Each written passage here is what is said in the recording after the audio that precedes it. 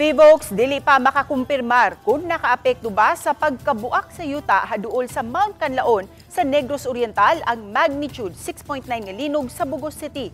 Samtang gitataw sa Fivox nga nagkahinay ug nagka-menos na ang mga aftershocks nga nasinati. Si Luan Mirundina sa report.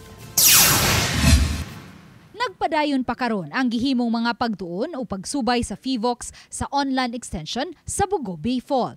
Matod ni Robinson Jorgio, OIC sa Fivox Visayas Cluster Monitoring Center for Earthquake and Tsunami, nga di pa sila makakonclude kung nakaapekto ba sa pagkabuak sa yuta haduol sa Mount Canlaon ang 6.9 magnitude nga linog sa Bugos City niadtong September 30 kaysa pagkakaron anaa pa lang sa mainland Cebu ang ilang mga nasubay. Sa wala pa mahitabo ang kusog nga pagtayog sa Bugos City, pipila ka higayon nang ni alboroto ang Mount Canlaon. Pag ganito Canlaon siguro extinction tayo sa dagat ang gawa sa Cebu. So muna nga di pa lang kutob ang na-trace sa Fivox. So karon pila pa lang ito ka barangay nagian, no? Pila pa lang ito ka barangay nagian. Nagikan sa Nylon, across pa yung west pa, ang lumihil. So layo pa kayo.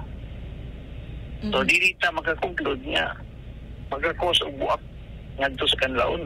Alas 6:54 sa buntag niadtong Lunes, nabantayan sa Fivox nga nibugwak og abo ang Mount Canlaon ug nilanat kini hangtod pagka alas 7:40 sa buntag. Padayong gipaubos sa Fivox sa Alert Level 2 ang Mount Canlaon. Nagpasabot nga higpit nga gidili ang pagsulod sa mga tawo sa 4-kilometer radius gikan sa bulkan kay gikonsiderar kining permanent danger zone. Higpit usab nga gidid-an ang mga aircraft nga moagi haduol sa Mount Canlaon.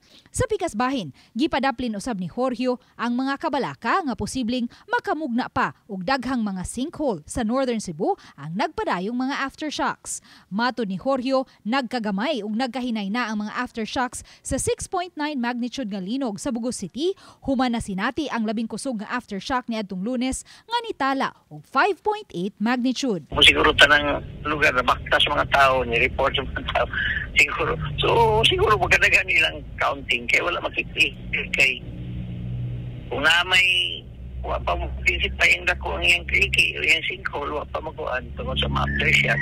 Posible mo lihok pagamay, Pero may naman yung aftershock, pipila naman lang gani. Uban ni Godfrey Rilien o Rod Prado, Luan Mirundina,